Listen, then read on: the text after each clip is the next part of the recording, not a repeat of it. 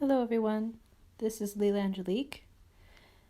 I thought I'd make a time-lapse video of myself drawing from imagination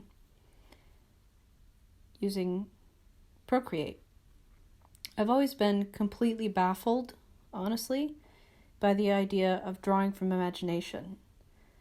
I could never conceive of how you could draw something that you couldn't see in front of you, because I taught myself how to draw by drawing things that I could see, drawing references, drawing faces and bodies, and even taking inspiration from art that I really liked and copying that art. And the idea of drawing things that I couldn't actually see has completely boggled my mind and just been incredibly confusing for me. And I felt like I needed to get to a certain point. I felt like I needed to have a certain amount of skill at being able to draw things that I could see in order to draw things that I couldn't see. So it just, over time, it's just baffled me. And I tend to like drawing lines, and instead of drawing actual forms or shapes. So as you can see, I'm using a lot of lines. And I'm trying to not judge what I'm doing. I'm trying to just get into a zone. And I really actually got into flow state drawing this, because I drew this piece in one day. I did this entire piece in less than 24 hours. And because I really just stopped judging what I was doing. And once I got it to this point, into a place where I could see the full image and it looked like something that might be maybe a floating, angelic, ephemeral, alien, angel type form. It's a lot of lines, this isn't actually a shape, but I'll get to that eventually. So once I got to that point, then I started going into adding a lot of colors. And I love pastel, bright colors. This is definitely a reflection of my makeup looks, my way of dressing, and it's a reflection of me. It's a reflection of how I envision myself. And I really enjoy the details. I get into the zone, I get into this kind of space, this timeless space, by getting into just creating the details of an image. And I find actually drawing from imagination is incredibly relaxing and liberating and freeing, and actually really fun, because I'm not able to judge what I'm doing, because I don't know what I'm doing.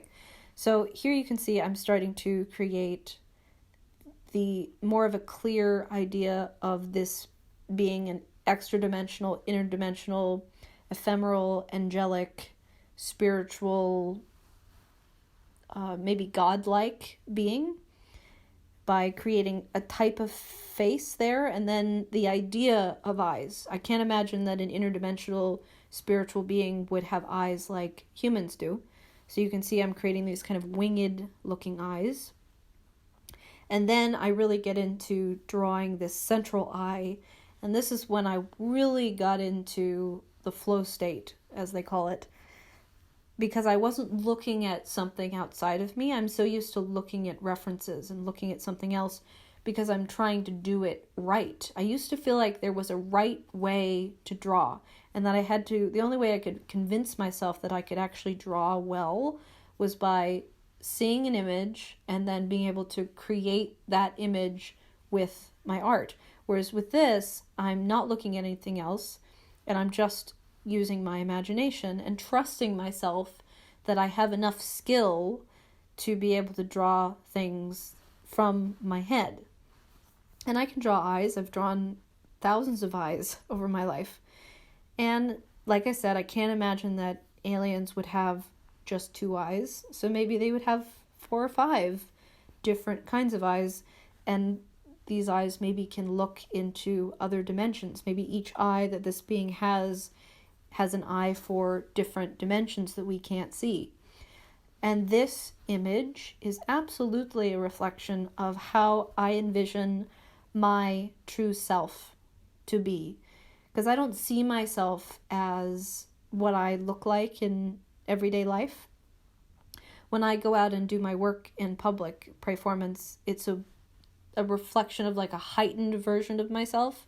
But when I do art, it's almost like I'm getting an opportunity to describe, or especially with drawing from imagination, I'm getting the opportunity to express my true self and how I really envision my true being nature, like the deeper, more fuller, more expanded spiritual soul being of myself to look like.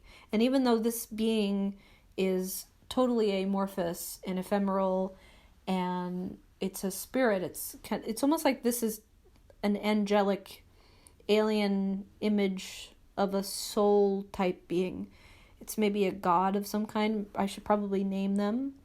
And actually, I was really inspired by cosmic horror when I was making this art. It's, the idea of drawing something and seeing the art that people make based on cosmic horror is fascinating, because it's creating beings that do not exist in this realm of reality. And I just thought, how cool would that be for me to take my own style and my own personal experiences and create extra-dimensional beings that don't exist? What would those look like? And by letting go and relaxing and not judging and not thinking too much about what I wanted the image to look like trying to control it and manipulate it. And I feel a lot of freedom actually within Procreate, within this program, because I'm free to move shapes around, to expand them, contract them, change the color. I can use many different layers if I want to also. So there's really no way of, you can, if you make a mistake, you just press and it's gone. So I only used one layer with this, and it was incredibly liberating. So this idea that I felt like I needed to be ready, that I had to get to a certain level of skill with my art in order to be ready to draw from imagination. There really isn't ever a time with art or creativity or any kind of artistic, creative pursuit of any kind that you are going to be prepared and ready. It's that you do it. You actually learn creative practices and you get better at these things by doing them.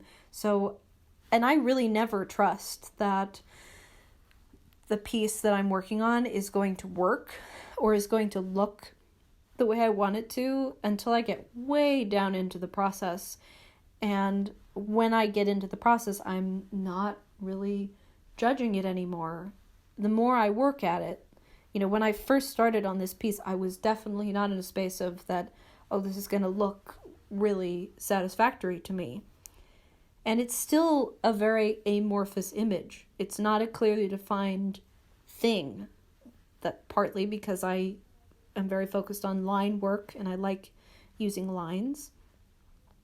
So, and I'm very detailed oriented. I get so zoned out when I just focus on these little teeny lovely details of a piece. And I get to expand, and my mind just kind of floats away, and I stop judging what I'm doing, and I stop over analyzing what I'm doing. And all of the pain and mental anguish and all of the things that we go through as artists just floats away when I get into this kind of space. So I really wanted to share this process that I'm going through, because I think a lot of artists struggle with drawing from imagination because there is no clearly defined way of doing it. And I'm learning from this process that there is no right or wrong way to make art. Art is art. Art is something that helps you kind of get away from reality. And especially with visionary,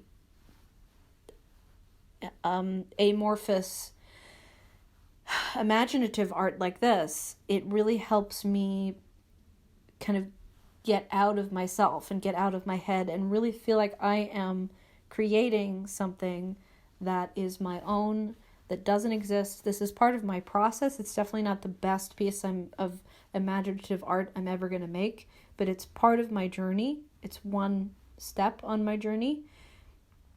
And I would encourage anybody who is struggling with art to, and especially drawing from imagination, that you just need to do it. Just start and do it, and you're ready, and just do it. Thank you for listening.